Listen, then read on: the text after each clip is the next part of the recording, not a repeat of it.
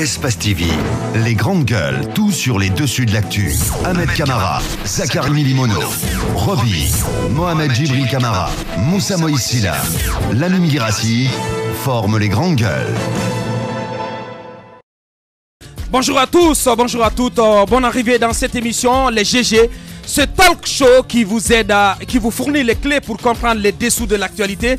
Une émission à retrouver en prime, en rediffusion sur Suite FM quand il est 18h. Une émission également à retrouver sur Espace TV, la télé d'une autre planète, tous les soirs quand il est 22h30 après le journal, le JT de 22h.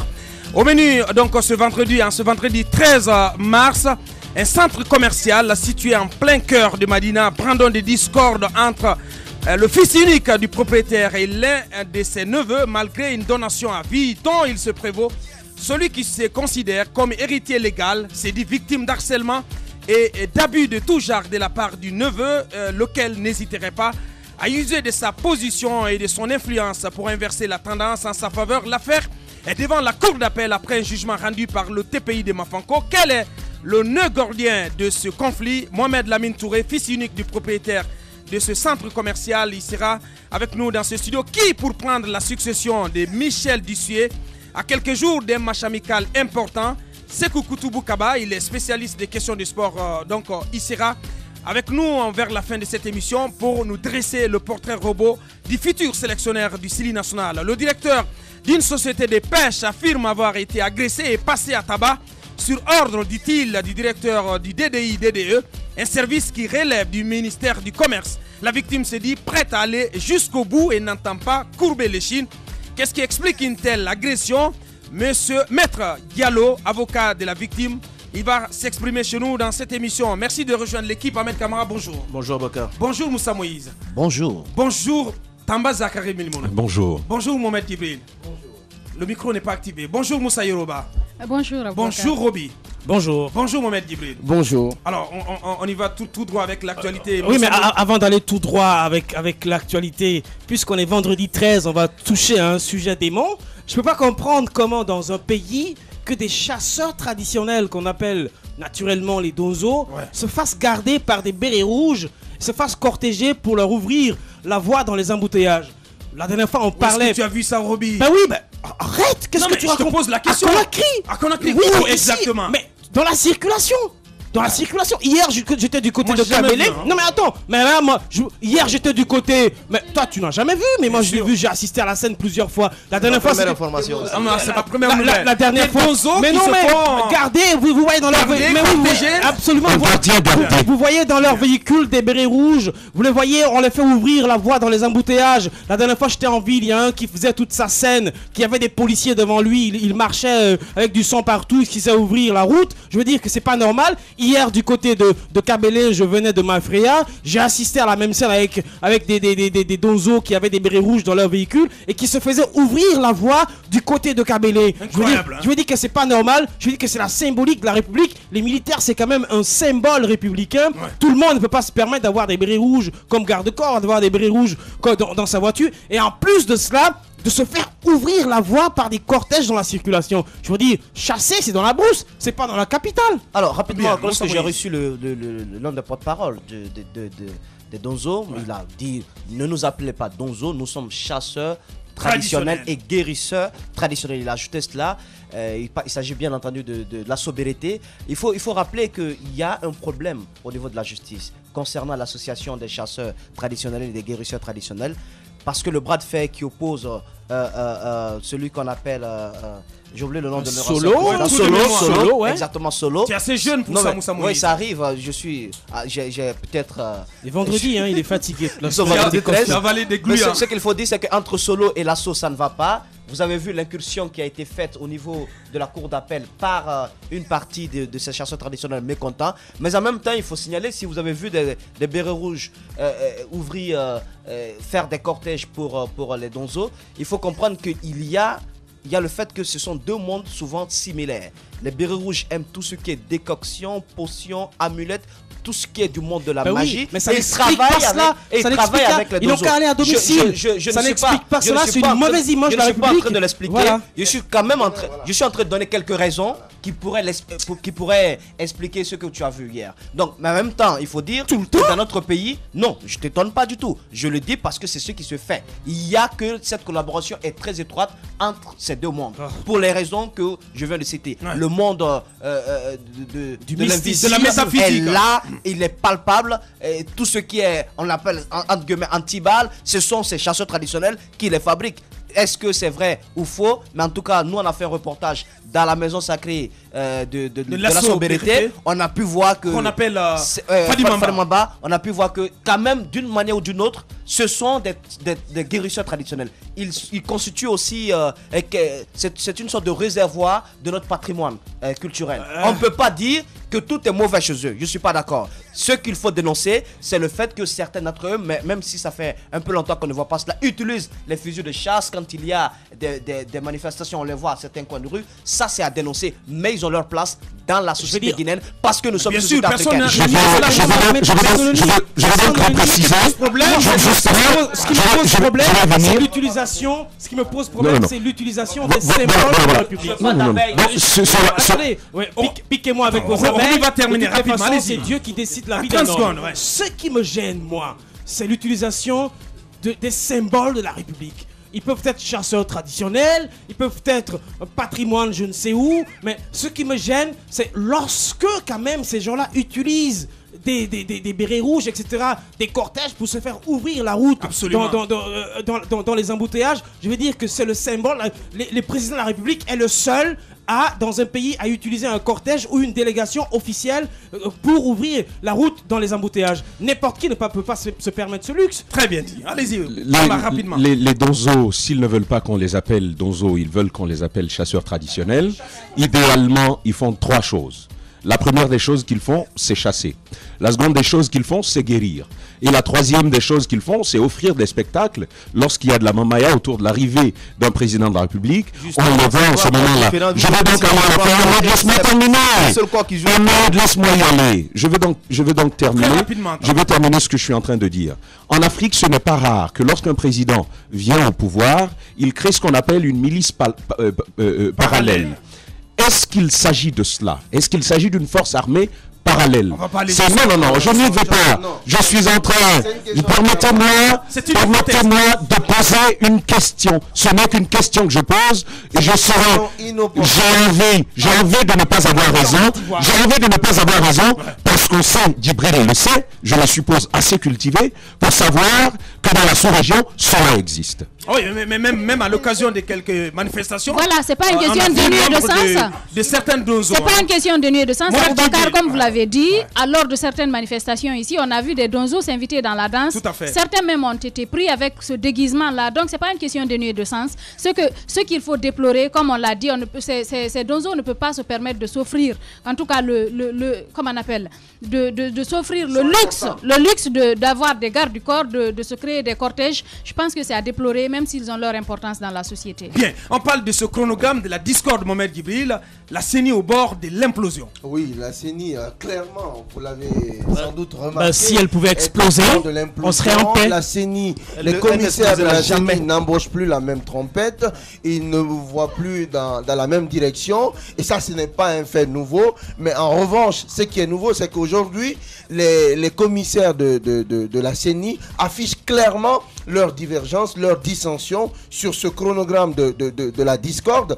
Vous le savez sans doute, il y a des commissaires qui ne sont pas du tout d'accord sur le fait que les élections présidentielles se tiennent avant les communales. Il y a d'autres qui y sont favorables. Alors justement, il y a ces deux camps qui s'opposent au sein de la CENI et qui menacent justement cette institution qui souffre d'une certaine indépendance du fait des pressions constantes des acteurs politiques et qui menacent justement cette institution d'imploser. Et aujourd'hui, nous sommes à quelques mois de la présidentielle. Ce n'est pas du tout rassurant pour une institution qui doit bien évidemment organiser les prochaines joutes électorales, que cette division, que les divisions transparaissent. Parce qu'il y a une guerre de communication. Oui, il y a une guerre de communication. On assiste aujourd'hui au sein de la CENI. Bien évidemment. Hier, il y avait un camp, un bord de oui, mais on a entendu. Aujourd'hui, ce sont carrément les commissaires.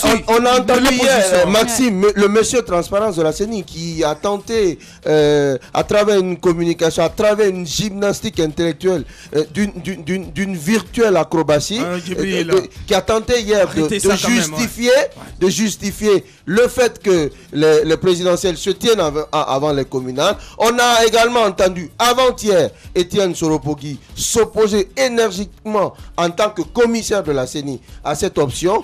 Aujourd'hui, ce n'est pas le climat n'est pas du tout rassurant. Qui va se présenter devant la presse. Le climat n'est pas du tout rassurant et ce n'est pas bon pour justement les acteurs politiques. Il est temps que cette CENI se ressaisisse. Déjà, malheureusement, vous savez ce qui arrive à la CENI est le fait des acteurs politiques qui ont voulu une CENI politique, qui ont voulu envoyer à la CENI des envoyés spéciaux auxquels ils ont assigné comme mission des comptes rendus quotidiens. C'est ce qui explique bien évidemment des excommuniations entre certains commissaires de la CENI et les partis politiques. Voilà. Allez-y.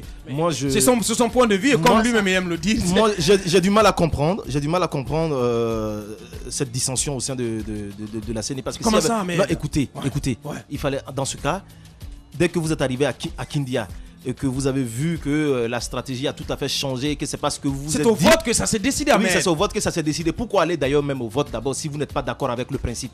Il ne fallait pas. C'est ce que les règles disent. Oui, c'est ce que les règles disent. Si c'est réglementaire. Oui, c'est ce que les règles. Oui, c'est réglementaire. Je suis d'accord.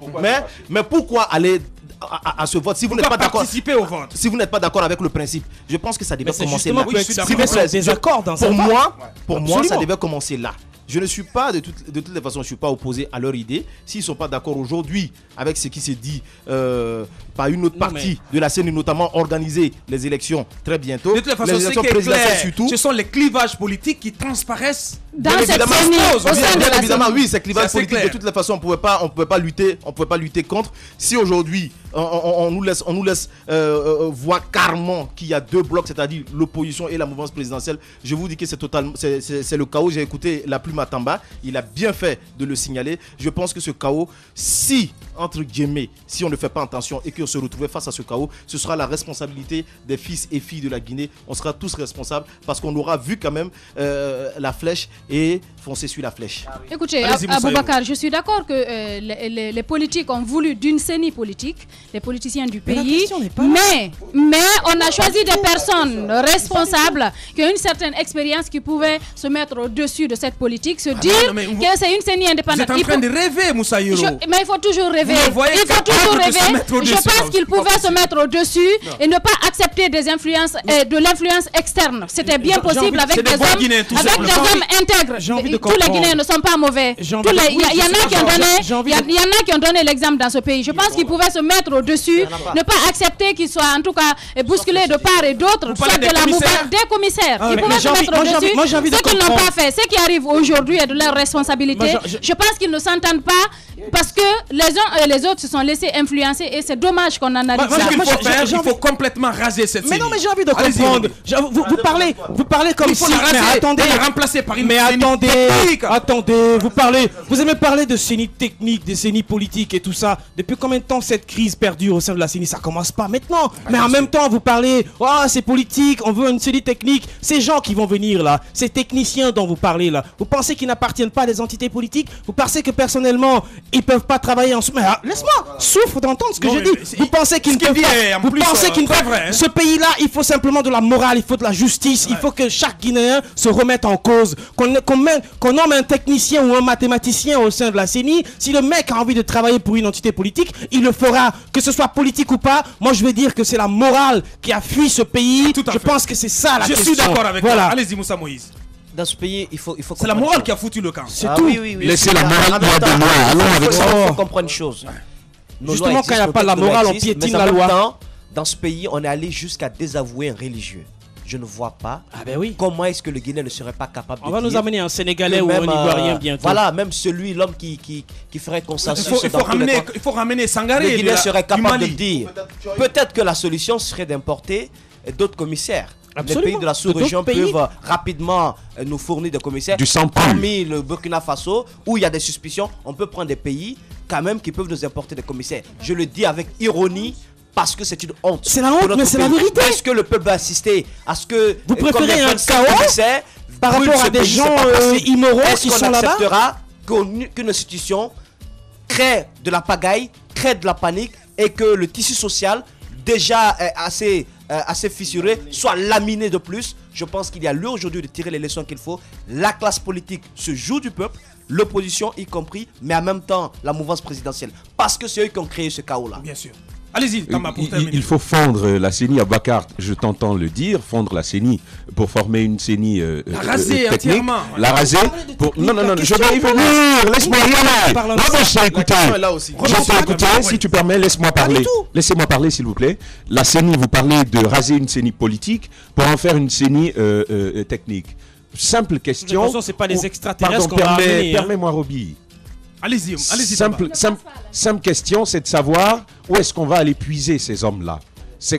Moussa dit d'importer. Non, mais c'est quand même la question qu'il faut se poser. Ouais. Et de l'autre côté, je pense qu'il faut laisser ces commissaires de la CENI s'embrouiller un peu.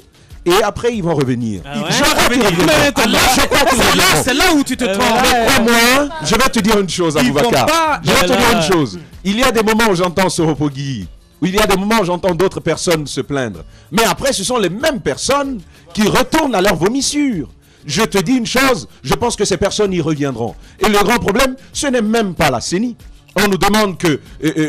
on voit une opposition qui se plaint, qui dit que c'est une action qui est en train d'être menée au sein de la CENI à laquelle elle n'est pas associée. Déjà que ces seuls commissaires n'ont même pas le courage d'accepter l'esprit des lois qui les conduisent au sein de cette CENI. Il fallait... La neutralité dont on parle, elle n'existe pas. Elle n'existe pas pratiquement. Mais comment faire en sorte que cette neutralité soit respectée? C'est que l'on puisse minimalement... Permets-moi, c'est une fiction. Comment faire pour que cette neutralité soit respectée? Il fallait simplement suivre l'esprit des lois. Il y a des lois. Sortons de la morale, ces considérations philosophiques. Il y a des éléments tangibles. C'est par eux qu'il faut y aller. Voilà. Tamba. Moussa Moïse, on s'intéresse à cette autre actualité. L'ombre du fils du président, Mohamed Alpha Condé, derrière la société Onomo International, a toujours décidé, vous le dites, à faire même basse sur un domaine situé sur la corniche sud. On met tout ça au conditionnel parce que c'est une enquête que nous avons débuté dans ce studio. Il s'agit bien entendu d'un terrain situé au bord de la mer, du côté des résidences 2000 que vous connaissez. Et donc du temps du général Lansana Conté, c'est par un décret qu'une partie de ce terrain a été attribuée à la société SIPDC. Et donc la société qui jouissait de tous les droits sur ce terrain. Mais il se trouve qu'aujourd'hui, il y a un bras de fer judiciaire, puisque l'affaire a été judiciarisée. Il y a un bras de fer qui est donc né entre cette société et l'État guinéen. Ouais. L'État, il faut rappeler, qui a été condamné au niveau du tribunal de première instance de Kaloum, qui a reconnu quand même, qui a rendu une décision en faveur de la société SIPDC. Mais l'État, il faut rappeler qu'il avait signé un bail avec la société Onomo. Parallèlement, l'État qui avait signé un bail avec la société Onomo, qui est une société immobilière qui existe, qui a des hôtels un peu partout au Gabon et à Abidjan. Mais il se trouve que l'affaire se trouve du côté de la Cour suprême aujourd'hui. Mais au moment où la justice ne s'est pas entièrement prononcée, on part faire des sacrifices sur le terrain litigieux. On immole bœufs, moutons, les imams sont mis à contribution. Certains imams qui n'attendent que des cérémonies pareilles sont mis à contribution, qui viennent lire le Saint-Coran sur un terrain qui est litigieux. Quel respect pour notre justice. C'est ce qui m'intéresse dans cette histoire. Que le terrain appartienne à la société SIPDC ou à l'État guinéen, mais l'État et cette société, tous sont soumis à la force de la loi. Ouais. La justice ne s'est pas encore prononcée. Comment on peut agir de la sorte? Et quand on parle de l'ombre du fils du président de la République, certains sur place l'auraient aperçu à plusieurs reprises. Donc je trouve qu'il y a lieu. Si il faut, à l'arrivée d'un régime, mettre en cause tous les contrats qui ont été précédemment signés, ça décourage parce les investisseurs. qu'il y a un décret quand même. Oui, il y a un décret qui est là. Ceux qui existent aujourd'hui, qui signent des contrats avec le régime Condé, craindront également. Ouais. Après le régime, qu'est-ce qui va se passer? Tout pourrait être remis en cause ce qu'on avait, le régime qui va venir. C'est un peu ce que nous avions entendu du côté de Plaza Diamant. Donc il faudrait que la continuité de l'État en Guinée. Que la continuité de l'État soit une réalité dans notre pays. Donc les enquêtes se poursuivent. Nous reviendrons là-dessus dans les prochains jours. Moussa Yoro, la fête des femmes célébrée en différé par l'ONG Femmes, Droits et Développement et Droits Humains en Guinée. Un homme aurait pu en parler, c'est du sexisme. Ben, c'est pas du sexisme, c'est parce que peut-être j'en connais un peu sur l'organisation. C'est la présidente de cette association. Le thème choisi, parce que vous le savez, le 8 mars, ça a été célébré avec le gouvernement et tout le monde et toutes les femmes et d'autres associations. On avait retenu pour thème Ebola. On s'est dit que c'est un bon thème parce que c'est l'actualité, mais nous, on a décidé de parler du viol. Ce sera une conférence débat sur le viol. Pour démarquer un tout petit peu. Pour démarquer un peu, parce qu'on se dit qu'on ne peut pas passer sous silence le viol cette année en Guinée, parce qu'il y en a tellement eu, il y a eu tellement, surtout de viols sur mineurs. Donc il y aura une conférence débat qui sera précédée d'un sketch qui sera présenté par des jeunes sur le viol, mais aussi le témoignage d'une femme qui a été victime de viol. Il y aura un psychiatre qui sera là, qui va tenir la conférence, qui va parler des méfaits, de l'impact du viol sur la vie de la femme à la longue. Qu'est-ce que ça peut causer comme dommage sur le corps féminin, parce que vous le savez, le plus souvent quand certaines femmes sont victimes de viol, soit elles restent, elles sont parfois atteintes de frigidité. Elles peuvent rester comme ça à jamais, ne ressentir rien, ou bien être le plus souvent, avoir une phobie pratiquement des rapports sexuels, avoir peur des hommes. Donc on va parler de tout ça parce qu'on se dit que au-delà de dénoncer, de tout dire, il faut parce qu'on va inviter les universités, des étudiants pour que la conférence soit vraiment de taille, pour qu'on sache que le viol c'est quelque chose, c'est un mal qu'il faut combattre, mais aussi il y aura la présence des OPJ. Je veux parler des militaires, mais voilà qui est bien. Des gendarmes, des gendarmes d'ailleurs, Moussa Yoro. Des gendarmes et des policiers. On ne peut pas parler de viol sans se rappeler justement du double viol collectif, du double viol du côté de l'abbé. Il fallait inviter ces justement pourquoi on les invite, c'est parce qu'ils sont réellement impliqués. Oui, parce qu'ils ont la braquette assez facile. Hein. Écoutez, c'est pas en matière de dénonciation, c'est en matière du rôle qu'ils ont à jouer, par exemple dans la procédure, parce qu'on parle de violation de droits humains quand le plus souvent il y a viol et que la personne n'est pas prise en compte et que le dossier judiciairement n'est pas suivi. Donc voilà pourquoi nous avons décidé de les inviter. Ils auront leur part de responsabilité à jouer là-dedans. Il y a le commandant Barry d'ailleurs qui est dévoué pour la cause. Il va y avoir des communications autour de cela. Ça se passera dimanche à partir de 13h à la Blue Zone. C'est bien que commandant Barry soit associé. Hein. Oui, il sera associé. À travers l'institution, bien entendu. C'est un expert, oui. C'est un expert, oui. Ah oui, mais les il tient beaucoup de conférences, c'est Moussa Mouyi. Je le sais, c'est bien qu'il soit... C'est le gendarme intello. Les hommes en uniforme, ce sont eux qui ont la braquette assez facile au-delà d'avoir la gâchette aussi. Oui, mais ça, il faut le dire, c'est général. On termine là-dessus avant la pause. Mohamed Djibril, vous nous apprenez le directeur du PAC distingué. Qu'est-ce que c'est ?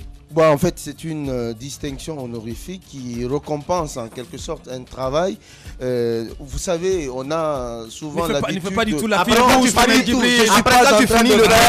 ne suis pas en train de faire de la basse flagornerie. Je voudrais qu'on juge... Je veux qu'on juge les hommes à l'aune de ce qu'ils font, à l'aune de la réalité. Aujourd'hui, il est clair, je pense que c'est une évidence qui s'impose à tout esprit raisonnable. C'est une lapalissade qu'aujourd'hui, le port autonome de Conakry... Non, pas du tout. Ouais. C'est une évidence qu'aujourd'hui, qu'on le veuille ou pas, qu'on aime le directeur général du port ou pas, que le port autonome de Conakry est en constante évolution, est en constante progression depuis l'arrivée notamment du groupe Bolloré, et cela grâce au feeling, à la communication, au leadership éclairé, à la clairvoyance et à la maestria du directeur général. Non, écoutez, ça c'est pas en train qui alors, parle-nous de ce prix alors. Voilà, on parle de ce prix. Quelle est la distinction qu'il a reçue? Très rapidement. Non mais soyons sérieux dans ce studio là. Sérieusement, franchement, c'est important de dire que le directeur général de port a été récompensé parce que par des Guinéens qui vivent du côté de Paris. C'est un prix dénommé Talent de Guinée qui lui a été décerné pour récompenser le travail formidable qu'il fait du côté du port autonome de Conakry, notamment dans le cadre des travaux d'extension du port, dans la sécurisation des biens qui arrivent au niveau du port, mais aussi au niveau du management de très belles factures dont fait preuve le directeur général du port. Je voudrais bien approcher ceux qui travaillent au port. Je vais pas. Tu as fait ton grillon, c'était très bien. On t'a écouté. C'est pas du grillon. Mais ce que je veux dire, laisse-moi lire.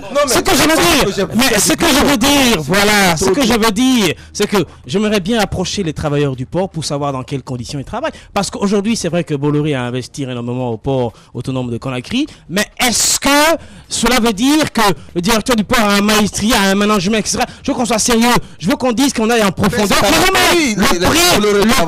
Le prix que le directeur a pris en France ou à New York, etc. Moi, je trouve que c'est un non-événement qu'on se mette à ici. Voilà. Merci, Roby. Dans un instant, on revient avec le cours normal de cette émission. Pour l'heure, nous marquons une pause avec nos obligations commerciales. On revient avec cette actu. Le directeur d'une société de pêche qui s'est fait tabasser du côté de la DDI-DDE. Et puis, qui pour prendre la succession de Michel Dussier? On parle du Sili National qui se prépare pour un match amical important, si tout va bien, du côté de la Lagune Ébrié pour affronter les champions d'Afrique. Sekou Koutoubou Kaba, il sera avec nous vers la fin de cette émission. Et puis, ce bras de fer autour d'un centre commercial du côté de Madina. Mohamed Lamine Touré, fils unique du propriétaire, qui c'est 10 ans, donc propriétaire légal, en tout cas, de ce centre commercial. Il sera avec nous dans ce studio. Nous marquons une petite pause. Politiciens véreux, fonctionnaires corrompus, promoteurs immobiliers voyous, justice passive. La Guinée devient-elle mafieuse? Les grandes gueules d'Adafo Média ne lavent pas plus blanc, mais vous permettent de défendre votre pays en vous informant. Avec les grandes gueules d'Adafo Média, dénoncez les turpitudes, nous garantissons le secret des sources. Envoyez vos documents à espacefmguinée.info, rubrique Contact. Les grandes gueules d'Adafo Média ou le socle de la liberté d'expression en Guinée. 9h, 10h30 sur Radio Espace Guinée, retrouvez les grandes gueules ou le débat citoyen sur la radio d'opinion. Savoir et comprendre l'actualité. La suite de cette émission, merci de nous rejoindre. L'intégralité de cette émission à retrouver sur mosaicguinée.com en vidéo, juste derrière avec le doigté magique, parce qu'on fait un peu le guéli dans cette émission. L'intégralité donc à retrouver sur ces sites internet avec le doigté de Badembo Gabi. On va s'intéresser d'un moment à l'autre à ce bras de fer autour d'un centre commercial. Et puis le portrait robot du futur sélectionneur du Sili National avec Sekou Koutoubou Kaba. On va commencer avec ce directeur d'une société de pêche qui s'est fait tabasser du côté du DDI-DDE. Mais on se permet de lire quelques messages reçus au GG 8037. Bonjour les GG, DTS depuis Wanindara. Djibril, j'ai envie de te demander, l'album c'est pour quand car tu es devenu un guéli. Madiba, il dit, Roby, il faut reconnaître le travail bien fait. Le port de Conakry fait la fierté de tout bon Guinéen. Bonjour les GG, Alimou Bindi, les Donzo sont une milice formée par Alpha Condé au lycée d'excellence pour mater les manifestants. Tous les Guinéens ont une moralité douteuse. Mettons ce pays en location dans les mains des Ghanéens pour avoir des élections libres. C'est Aliou Kouboy Diallo qui le signe. Bonjour les GG, c'est Gabriel. La CENI a fini d'arroser l'essence sur l'étendue du territoire guinéen. Il reste d'allumer le feu maintenant. Ils seront responsables. Et puis cet autre message. Bonjour, c'est Gabriel. Il revient. La CENI, donc c'est le même message. On va terminer là-dessus avec cet autre message. Mohamed, il dit ceci. Bonjour les GG. Bonjour les GG. C'est donc Roby a raison. Ces donzos ont toujours circulé avec cortège à Conakry et ce n'est pas normal. Ils ne sont pas membres du gouvernement. C'est Kadi qui signe ce message. On y va, Mohamed Gibril, avec ce directeur de société qui s'est fait tabasser. Ouais, il s'agit là d'un directeur de société qui importe des machines de glace pour les poissons, du poisson frais. Alors, qui s'est rendu récemment du côté du ministère du Commerce à la direction DDE. Alors, arrivé sur place, il aurait commencé à discuter avec le directeur. Et puis, au bout d'un moment, le directeur aurait ordonné, selon lui, à ses collaborateurs de venir lui infliger une volée de bois vert. En tout cas, pourquoi il a été agressé sur place. On va entendre bien, si tu davantage. Son avocat est en direct dans cette émission. Maître Diallo, avocat donc de la victime, en direct dans cette émission. Les grandes gueules. Maître Diallo, bonjour, vous êtes dans les GG. Question simple, est-ce que vous pouvez nous expliquer les circonstances de l'agression présumée de votre client? Bien, d'abord c'est Maître Alteni Aïtata Diallo, je vous remercie. Effectivement, mon client, monsieur Amadouri Diallo, opérateur économique, est venu me dire qu'il a été agressé, violenté, tabassé avec son épouse, Madame Dialloné Tigdanke Kondé, au ministère du Commerce. Et que l'ordre serait, disons, donné par le directeur de cette structure, de cette cellule, Monsieur Diati Kondé, qui aurait demandé à tous ses collègues, à tous ses collaborateurs du bureau de sortir pour tabasser, jeter, violenter, frapper mon client. Alors, mais vous utilisez complètement le conditionnel. C'est quand même facile. Est-ce que vous avez vérifié? On ne peut pas voir votre client arrêté, c'est jeter sur lui. Qu'est-ce qui s'est passé exactement? Écoutez, allô? Oui, allez-y. Alors, je disais, quand il est venu me donner la version de fait, directement, nous avons déposé une plainte au niveau de la gendarmerie qui se trouve au marché de Kaloum.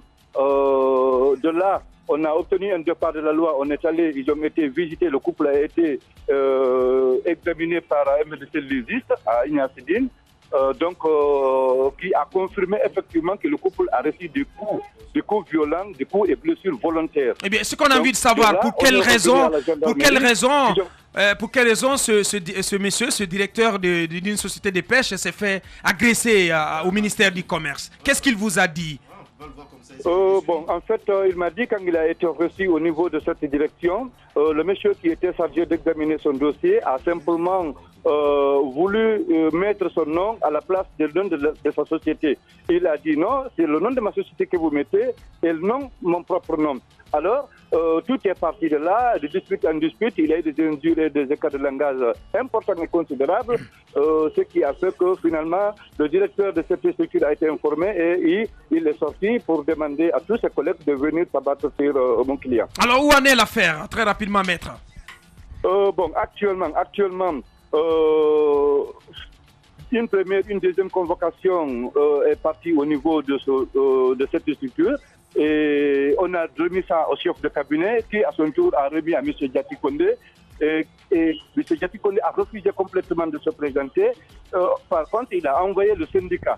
Et la gendarmerie a demandé à ce que le syndicat aille prendre M. Diati Kondé et que lui-même, en personne, il vienne se présenter. Et ce qui n'a pas été fait jusqu'hier, il n'est pas venu se présenter, mais nous allons passer à la vitesse supérieure. Bien, Roby, dernière question. On va passer à la vitesse supérieure. C'est pas la première fois qu'on entend ça des avocats. Il y a beaucoup de cas d'agression. Il y a toujours des plaintes qui sont portées. La justice n'a jamais réellement réussi à démêler ces situations-là. On n'a jamais vu, en tout cas nous, moi à ma connaissance, des personnes condamnées drastiquement pour des cas comme ça. Est-ce que vous-même, vous n'êtes pas victime de votre propre faiblesse? C'est trop tôt de le dire. Il y a plusieurs cas, c'est pas trop tôt, hein. Il y a plusieurs cas. Laissez-moi vous le dire parce que, comme je viens de vous dire, nous allons passer maintenant à la vitesse supérieure. Le procureur de la République, près du tribunal de première instance de Dixine, de Kaloum, par contre, est informé et il est fait prêt, lui aussi, à passer à la vitesse supérieure en faisant une réquisition, ordonnant les gendarmes de passer par la force pour prendre M. Diati Kondé et le faire venir à la gendarmerie. Donc pour l'heure, il refuse carrément de répondre aux convocations. Il refuse, mais je vous dis encore une fois, le procureur est prêt à faire des réquisitions demandant aux gendarmes de passer par la force pour aller le cueillir et le déférer au parquet après être entendu sur le procès verbal. Merci bien, Maître Alseni Diallo. On va suivre ce dossier de plus près. Je rappelle que vous êtes avocat donc de ce directeur d'une société de pêche qui s'est fait tabasser. D'abord, une précision avant d'analyser cette intervention. La première précision à donner, c'est que la faiblesse de la justice n'est pas du fait des avocats. Les avocats ne sont qu'un maillon de la chaîne.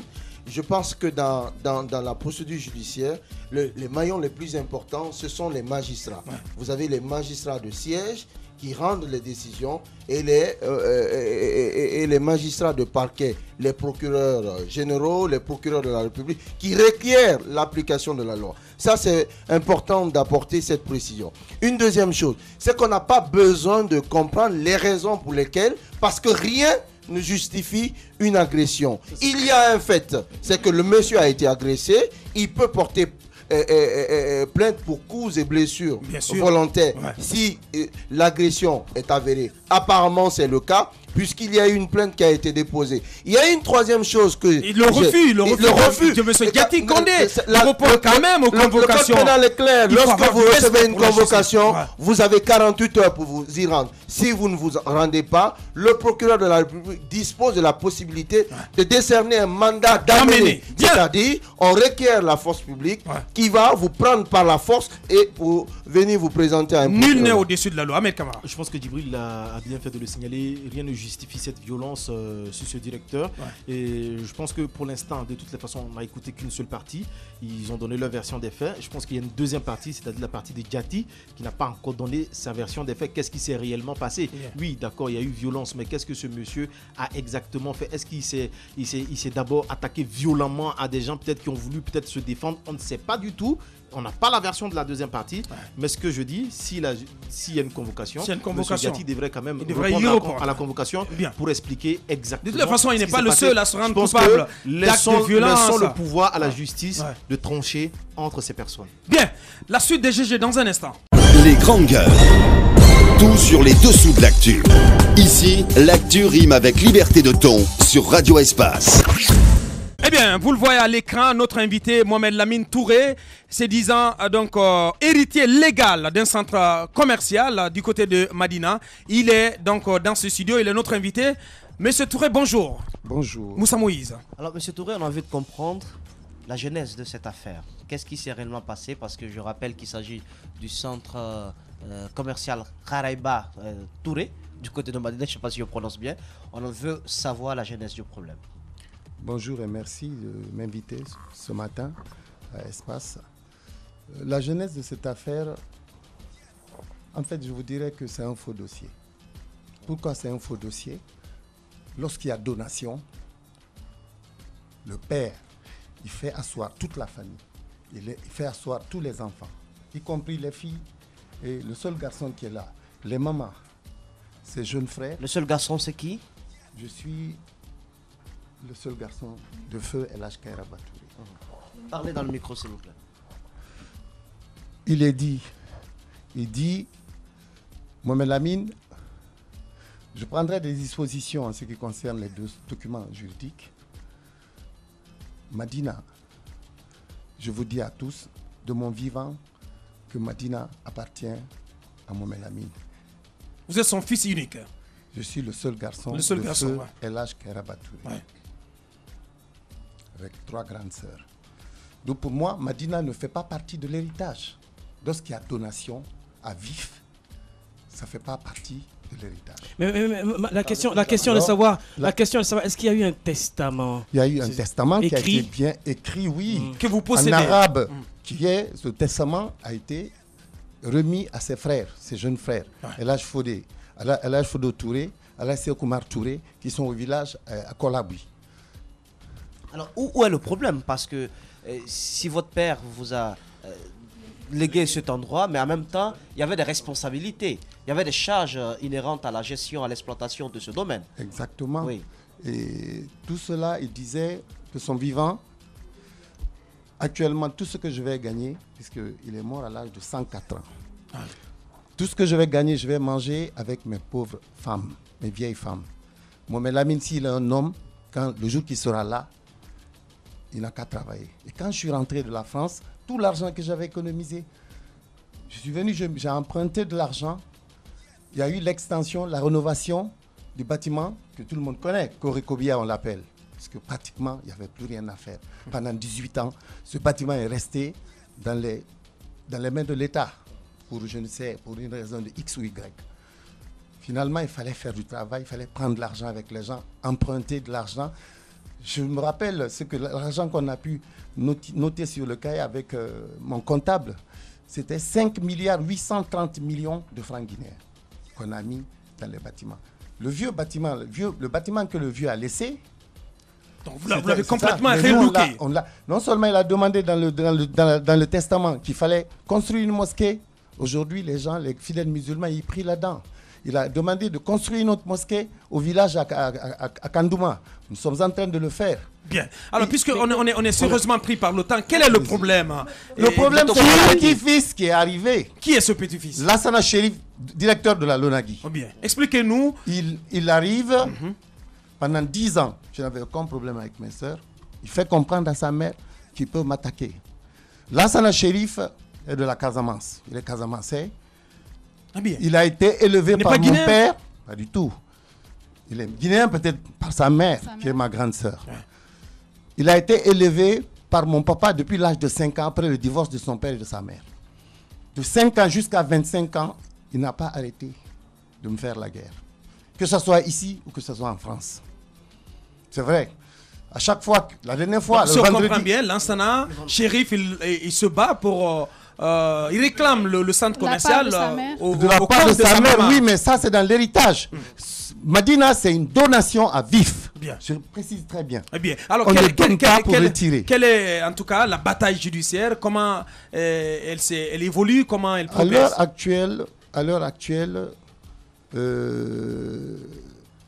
nous sommes à la cour d'appel par la tierce opposition, puisque ma sœur, qui est vivante aujourd'hui, l'une de mes sœurs qui est vivante aujourd'hui, Adja Souadou Touré, et ma marâtre qui est avec moi, Adja Nafissatou Touré, ont trouvé que l'irrecevabilité de la Cour suprême ne va pas avec les vœux de feu El-Hadj Kairaba, qui est leur époux et leur père.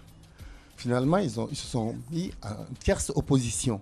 C'est là où nous en sommes. Okay. Au niveau de la cour d'appel. Au niveau de la cour d'appel. Allez-y. Je suis quand même un peu perturbé puisqu'il y a quand même un testament qui est établi, un testament qui a été attesté par un notaire, n'est-ce pas? Je ne peux pas comprendre finalement comment la justice peut autant patiner sur un dossier s'il y a un testament qui est établi. Et puis en plus, ce monsieur, il se permet de dire qu'il dépend de la présidence.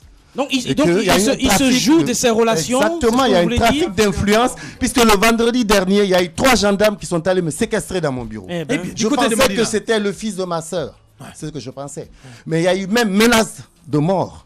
Parce qu'il a dit, je dis bien, devant témoin, on va vous emmerder jusqu'à ce qu'il y ait mort d'homme pour qu'une décision politique puisse fermer. Décision politique, même plus une décision de justice. Monsieur, il dépend... C'est ce qu'il a dit, qu'il dépend de la présidence. Ouais. Bien, il faut rappeler quand même que nos efforts pour joindre Lansana Chérif n'ont pas du tout abouti. Mais ça ne va pas aboutir parce qu'il n'a rien, il n'a aucun document. J'ai tous mes documents, j'ai la donation sous seing privé qui a été délivrée par mon père. Le vieux a fait une assise. Feu El-Hadj Kairaba a fait une assise avec ses amis qui sont encore vivants. Son jeune frère de lait est encore vivant. Les autres qui sont au village, ils sont là. Ouais. Ils peuvent témoigner. Je ne peux pas comprendre qu'on dise que c'est un faux dossier. Bien, quel appel, pour terminer, un dernier ressort? Est-ce que vous avez un appel pour les autorités? J'interpelle le président de la République, professeur Alpha Condé, qui connaît très bien la famille. Il y a menace de mort. Je suis menacé, je ne peux plus me déplacer sans être escorté par des gens. Ouais. Ma famille est menacée. Parce que la preuve, la gendarmerie de Madina, dirigée par le commandant Sano, peut en témoigner. Il a failli que ces éléments viennent nous sortir des jougs des militaires, soi-disant gendarmes qui ont été amenés par Lassana, qui est venu pour dire c'est Mohamed Lamine Touré, c'est Drissa Touré, il faut les embarquer dans mon bureau. Des militaires, des militaires ou des gendarmes? Des gendarmes et qui disaient qu'ils venaient que ce sont des éléments de Kegoro. C'est eux qui l'ont dit. Hein. Bien. En tout cas, merci bien, M. Touré, d'être passé et bon courage. Nous allons continuer de suivre ce dossier. La suite de l'émission dans un instant. 9h, 10h30 sur Radio Espace Guinée. Retrouvez les grandes gueules ou le débat citoyen sur la radio d'opinion. Savoir et comprendre l'actualité. Maître Alseni Diallo, donc l'avocat, vous le suiviez il y a un instant, avocat donc du directeur d'une société de pêche qui, dit-on, a été tabassé du côté de la direction DDI-DDE. Réaction, donc réplique monsieur Gati Condé, donc directeur de ce département. Il est en direct dans cette émission. Bonjour monsieur Condé. Bonjour Espace. Bienvenue. La grande radio. Bienvenue dans les grandes gueules. Apparemment, hier, vous vous êtes prêté à des actes de tabassage dans votre bureau. Est-ce que les faits sont avérés, monsieur le directeur? Est-ce que finalement, dans votre direction, on porte les gants pour boxer les gens? C'est pas de la rigolade, hein, monsieur le directeur. Faux et archi faux. Faux et archi faux. Avec votre permission, je vous raconte brièvement la scène. Oui, allez-y, très rapidement. Le monsieur du nom de Mamadou Ouri Diallo est venu à la DDI DDE le vendredi pour ouvrir une DDI concernant l'importation d'une machine à glace. Il est venu avec une simple facture volante sur laquelle on peut lire Oref Industries, qui est son fournisseur à l'étranger. Donc, il a donné le document, sa facture à un de mes agents, Abouakar Sidiki, qui est un infirme. Il a voulu que ce dernier change son nom, Mamadou Ouri Diallo, qui est mis sur la facture par le nom d'une société fantôme du nom de Pluram Pêche. Est-ce que depuis que vous êtes en Guinée, si vous avez rencontré ce nom en Guinée, il y a beaucoup de noms, hein. Moussa Moïse est le spécialiste. S'il vous plaît. Oui, allez-y. Oui. Donc, mais dans notre déontologie, cela ne se fait pas. Les informations qui sont sur la facture sont strictement portées sur la DDI. Lui, en tant que personne physique, il a voulu changer le nom Mamadou Ouri Diallo par le nom d'une personne morale qui est venue. Alors qu'est-ce qui s'est passé par la suite? Nous avons bien compris ces explications. Est-ce que vos agents sont donc... Vous l'avez botté ou pas? S'il vous plaît, donnez-moi le temps de finir. Mais on n'a pas le temps, justement, monsieur le directeur. Il ne nous reste plus que 3 minutes.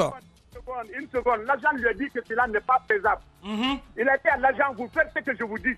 Après, il dit à l'agent, espèce de mal-né. Ah, bien. Donc l'agent a réagi. Vous avez entendu cela? Vous étiez là? J'étais là. Eh bien. L'agent lui a dit, ne me dites pas ça, parce que vous me voyez un film, vous me dites ça. Si vous n'étiez pas un film, j'allais vous casser la gueule ici. Ouais. Moi, j'ai entendu ce brouhaha, je suis sorti, j'ai rencontré Mamadou Ouri Diallo en personne. Je dit, monsieur, qu'est-ce qui ne va pas? Je suis le directeur du service. Si un agent de mon service vous fait du tort, vous faites plainte sur moi. J'ai dit, pardon, rentrez dans mon bureau, je vais résoudre votre problème. Sur le champ, devant tous mes travailleurs, il a dit, pour quand je n'ai pas besoin de vous. Mais mes travailleurs sont sortis, personne ne l'a touché. Le syndicat même est venu le dire tranquillement de quitter la maison, on ne veut pas d'histoire. C'est ainsi qu'il a quitté. Après, ils ont porté plainte. Quand ils ont porté plainte, le syndicat a répondu. La gendarmerie de Kaloum a dit qu'elle n'a pas besoin du syndicat, elle a besoin de ma personne. C'est ainsi que le syndicat est parti à l'état-major général. Le syndicat a été reçu par l'adjoint du général Baldé. Le général Baldé a convoqué le commandant qui a le dossier. Il leur a dit, si vous dites que le monsieur a été battu, il a été vérifié par un agent de justice, venez avec le monsieur, l'agent de justice. Depuis lors, ils ont disparu. On ne les a plus vus. Mais moi, en retour, j'ai porté plainte à la DPJ. Eh bien. Pour diffamation et perturbation de mon service. Donc, en clair, vous n'avez jamais accepté de répondre aux convocations. À dire la vérité. Mais monsieur Condé, vous avez été convoqué. Est-ce que vous avez répondu à la convocation? Moi, au moment où la convocation est venue, c'était le lundi. Tous les lundis, nous sommes en conseil de cabinet. C'est ainsi que le syndicat est parti en groupe à la gendarmerie de Kaloum.